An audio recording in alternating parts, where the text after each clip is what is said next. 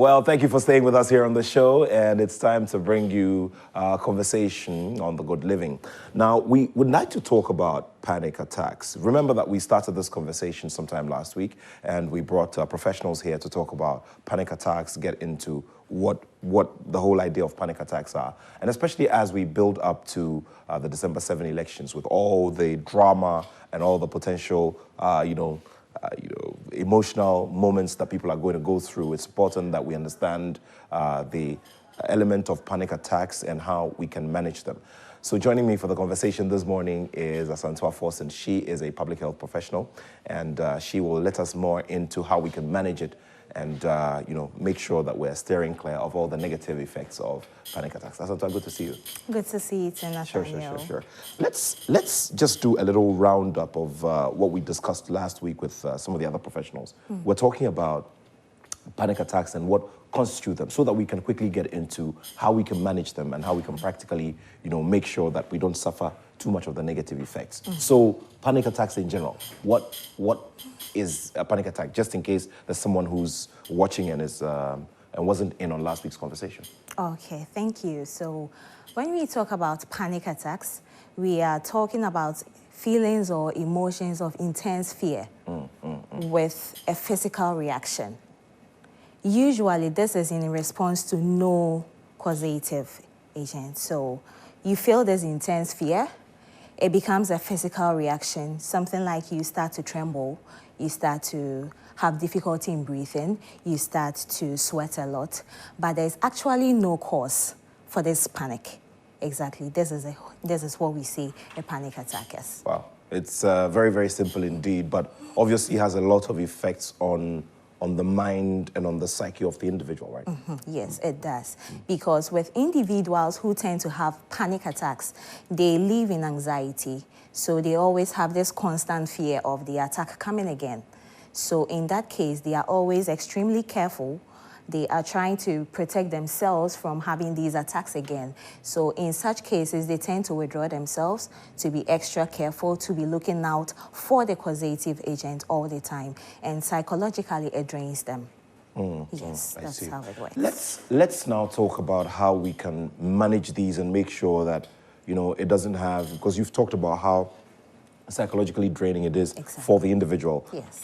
Tell me about some of the exercises that you can perform, very, very practically, to ensure that you are, within the safe zone, more or less. Okay, so before we go into how to practically manage it, you should look at some of the symptoms it will give you, some of the physical reactions you will have. And as I mentioned, you can have the trembling, you can have the shortness of breath, you can have chest pains. Chest pains? Right? Yes, you can have chest pains. You can have a lot of sweating, especially in the palms and all that. So looking at these symptoms, you could have the breathing exercise. So you take in a very deep breath, like you keep doing this to calm you down. Okay. Is there like a specific number of times that you need to do that so you are okay? Do we have like a prescribed number of times you need to do the deep breathing exercise? And for instance, there are those who also ask the question about how long you should hold the breath that goes in. Okay? 5 seconds? Is it for 3 seconds? Is it too long to do 3 seconds? Tell me about it. Okay, so for how often you should do the breathing exercise, as often as it makes you comfortable. Great. Someone can do 2 cycles and they're fine.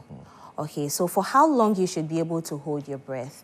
You can hold your breath for about 30 seconds. You can hold your breath for about a minute, but it also depends on the individual. Not everyone has such strong lungs to be able to go so long. So per your condition, for me, let's do an exercise. Very well. So can someone time us? Okay. Yes. So let's try and do a 1 minute. Okay, all right. So at the count of 3, we hold our breath. Okay. Okay. So once we count 3 and we hold our breath. Okay. Yes, set a timer for me. This is interesting. All right, so there we go. All right. So 1, 2, we are doing it for a minute. Yes, Let's we're try doing it for 1 a minute. minute. So there we go. Okay. That's the timer there. That's the timer. Okay. All right. Great. Okay, so 1, 2, 3.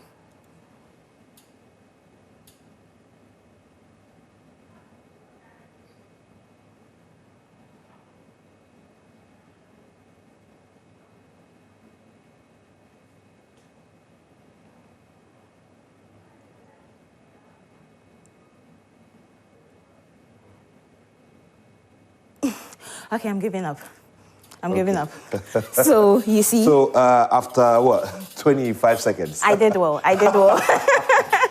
Yes, so you can go 30 seconds. Some can go more than 30 seconds. It wouldn't be advisable to even go beyond a minute because once you do that, it means you are starving your brain, you are starving your blood, you are starving your body of receiving the oxygen, okay? So once you do that, it has its own complications. Very well. So 30 seconds, it's fine. So you can hold your breath, you do the breathe in, deep breath, breathe out. Also, when it comes to reactions like having the trembling, okay, you know we have these small balls that are quite soft. So if you have panic attacks that come with trembling, you can always have these balls with you and then you massage it from time to time. It keeps your fingers busy.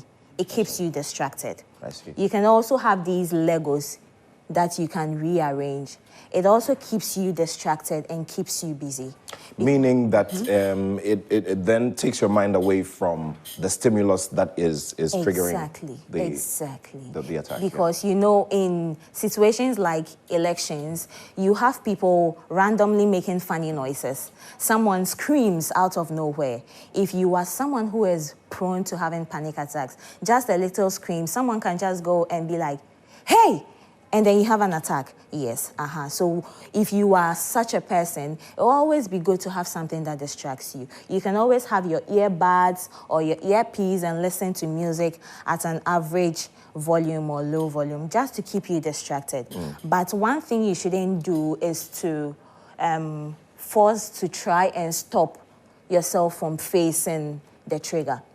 So you know that this noise and all that, the more you try to prevent it, the higher the chance of you getting the attack, you understand? So you have to find ways to be able to adapt to it. If it's the noise that is going to distract you, you can plug in an earpod, earpiece, listen to music. You can always have something, some toys to distract you. You can go to the election center with a partner, with a friend to have conversations with.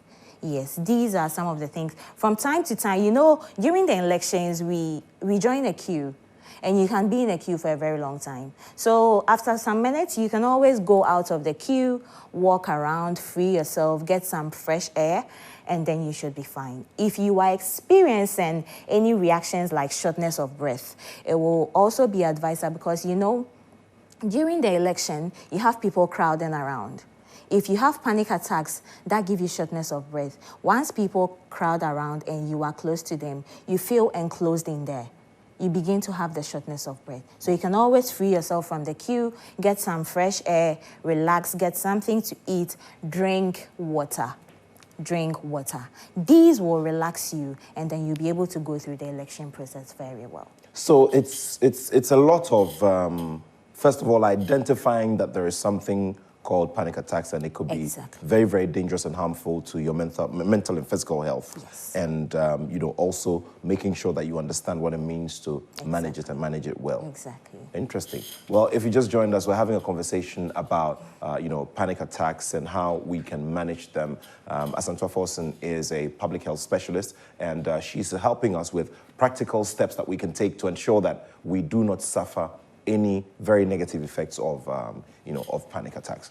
What would you say to anybody who doesn't even notice that what is happening to them is a panic attack? Because, you know, in this side of the world, we tend to downplay the effects of mental health, and you know, we don't place too much premium on mental health. So what I will say to people who do not know they have these problems, you know, these reactions we have, something like a shortness of breath, can come about if you are having a heart attack. You can have a heart attack and be experiencing chest pain. you can feel dizzy and you are probably anemic or very hungry, hypoglycemic. Okay, so in order for you to be able to distinguish that this is not a medical condition, as in a heart attack, it's not anemia, it's not any serious other health condition, but it's actually a panic attack, you need to speak to someone who is specialized in that area. They do a history taken. Once we take the history, we look at the triggers. It's able to differentiate between a panic attack and then a normal health condition. Now, as you mentioned rightly, most people downplay stuff like this. And you have people having a panic attack and you get comments like, just this small thing. Yes, you never know. Everyone and how they react to stresses. And so when it happens like that, it's always best to seek help from someone who is professional, who is confidential, trustworthy, to be able to offer the help. But once you feel any of these symptoms in any situation, you should always look on the other side, seek professional help.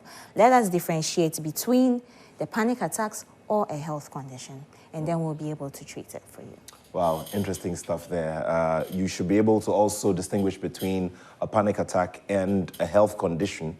They are two different things. And once you're able to do that based on the advice that we've gotten here, you can find a way around it and you're able to manage it even better. So watch out for those moments of trembling. Watch out for those moments of sweaty palms. Watch out for little muscle pains, especially in the chest area and all of that. And once you see or you experience any of these, you should know that you're experiencing a panic attack. And you have to take it very, very seriously, isn't it? Very, very serious, yes. Because panic attacks on its own may not be so dangerous, but the effect of the physical.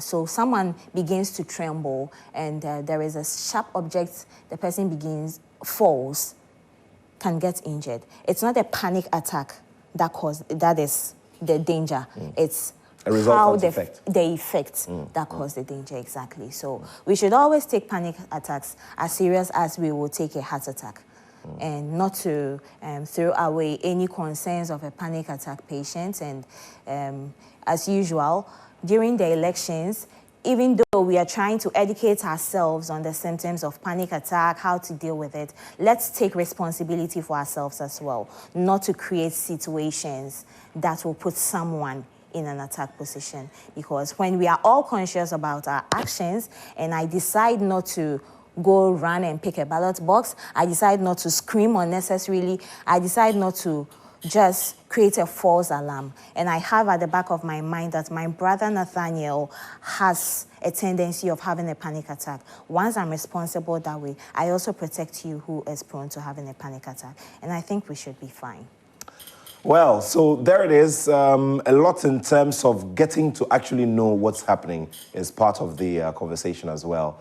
So this conversation on panic attacks is one very important one, and we always have to look out for what constitutes it, and we also have to understand how we can easily manage ourselves and manage ourselves out of these situations. Azamsha, thank you so much. Thank you. It's been wonderful having you, and we should be having more of these conversations here on the show. That's great. All right, so more to come here on Prime Morning. Just gone by was the conversation on the Good Living segment on panic attacks, and I trust that by now you have a fair idea of how to manage certain situations when you come across them or when you experience them. More to come here on Prime Morning. You stay with us.